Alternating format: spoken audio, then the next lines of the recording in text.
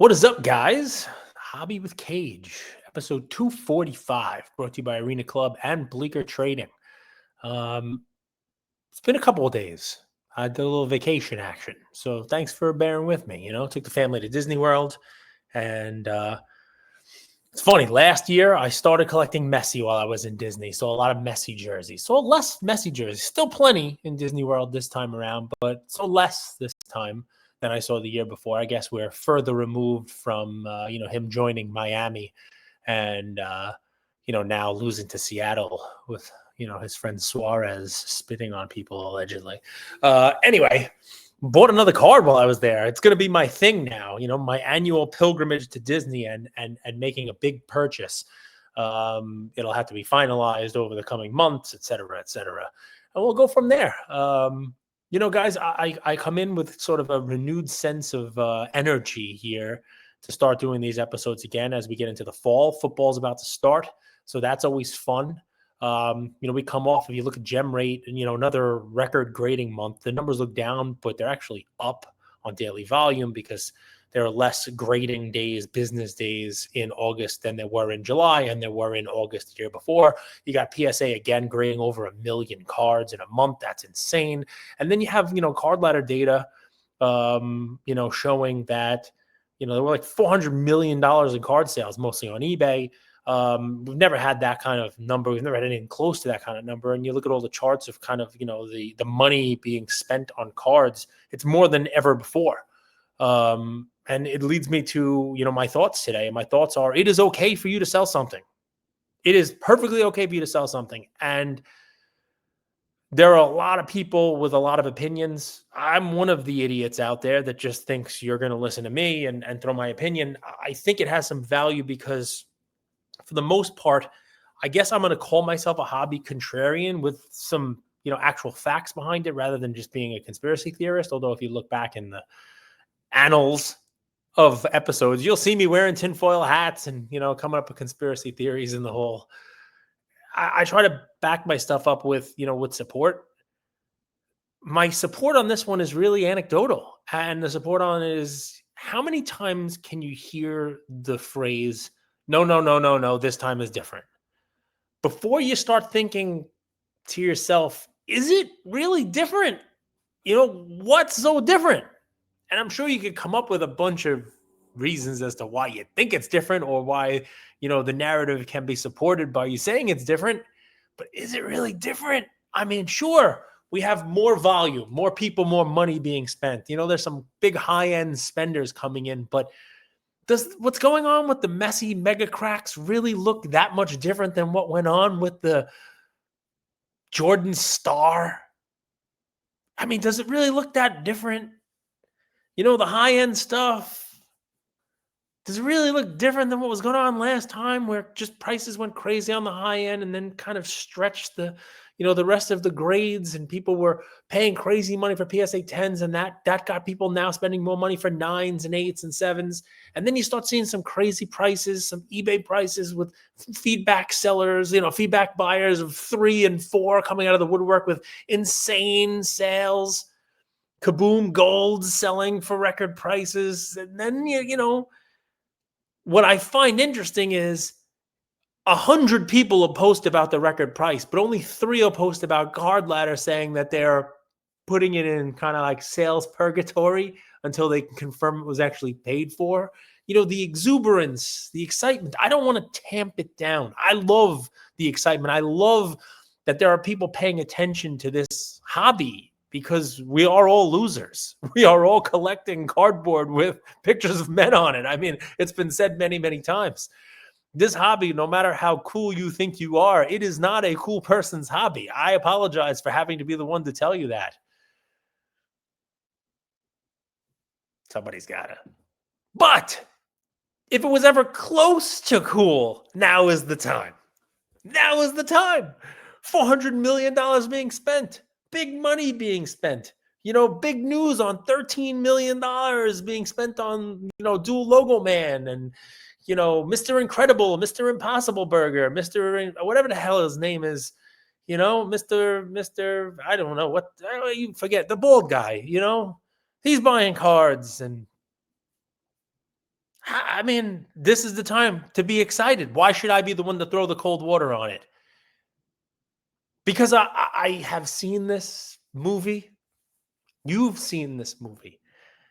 And the fun thing is that while you're riding this ride, you just, I've talked about this, guys. I worked for a really successful guy who said, when things are great, that's when you got to be preparing for when they're not going to be great. Even though it's very hard to imagine that ride coming to an end, that ride, that upward trajectory, the chart going up, up, up.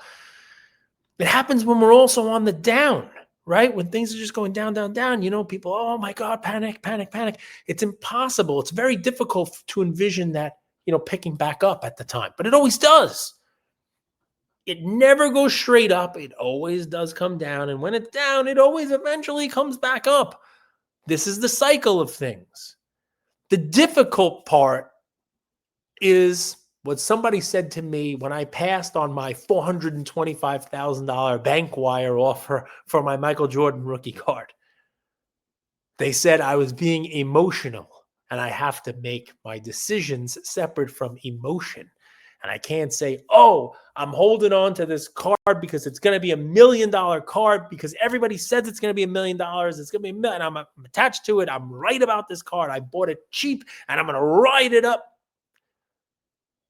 Sometimes the smarter thing is to take emotion out of it and just be mathematical. Now, I'm not saying sell everything, and I'm not saying this applies to every card.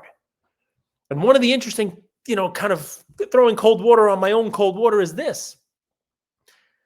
We've all spent the last couple of years, I don't say we all, a lot of us have spent the last couple of years consolidating. Remember, that was the big phrase, consolidate. Use a service to sell your cards and buy a big one. I've talked about the PC audit on this show a million times, and we've all kind of gone through it together where it's, you take a stack of cards and, make that one stack of, is it really going to hurt me to sell that one? Am I going to be able to get it back? And if I can't get it back, maybe I keep it. But if I can, if it's something liquid and I get it back later, move it. Take the profit and move it. Is it something I really want? Is it something? Can I sell all these and get into something real nice? Well, I find myself, and maybe you guys are in the same boat, I have spent the last year or two selling a lot of these liquid assets and moving them into better, more illiquid pieces. Stuff that I don't want to sell. So what's funny is that I come on here and say, hey guys, while the ride is up and the roller coaster it's heading up, before you get to, woo, put your arms up and take a picture on Splash Mountain. Before you do that, maybe sell. But what the hell are you going to sell? If you just spent all this time consolidating these liquid kabooms and downtowns into these cooler pieces that just don't come up for sale anymore, those are the cards you don't want to sell. And maybe we're onto something there. Maybe that is the time. Maybe that is the difference in this time. Maybe that's what's different, is that enough of us are holding these cards that even with the prices going up, we don't want to sell them. Maybe that's what's different. Tell that to the people who are holding tables worth of kabooms and downtowns. If I had any of that stuff, I would move every bit of it. I just don't have any left in my collection. But some of the prices you're seeing now, I mean, there's demand now, but I don't know how long that kind of demand can sustain. I guess we'll see. But this is my take. I'm back. I'm having fun. I can't wait for sports. The Yankees are on a roll again. They're going to win this division. I don't care what anybody says. I've been saying it the whole time. They're going to come from behind. They're going to win the division. The Yankees are going to have fun. I'm not saying they're a World Series winning team, but it seems like there's some parity in the league now. You never know what could happen there.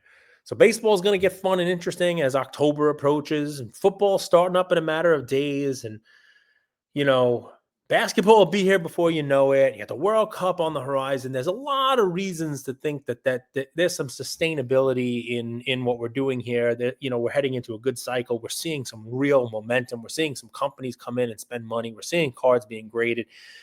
Shows are being as well attended as they ever have been. And it's very possible that we have, we're right in the midst of a long lasting bull market. Nothing wrong with finding that one card in your PC. You're like, you know what, I can take some profit on this one and keep the rest, or just hang on to them all. What the hell do I know? And there's 5 minutes of hobby thoughts with Cage that always ends up being way more than 5 minutes. This time it's almost 11 minutes. I'm gonna have to change the title because I don't think I've done a 5-minute thoughts with Cage in the last 100 episodes. I'm worried. What do you want? That's what you tune in for. And I'll do another one of these soon. Maybe tomorrow, maybe the next day. Who knows? We're gonna get some more in here. Sorry I took a vacation, but I'm back. Better than ever. Brought to you by Bleecker Trading and Arena Club. Thank those guys because, them give me a couple shekels here and there means there's no ads. I don't have to bother you guys. It keeps me happy. And that's the important thing. Talk to you guys soon.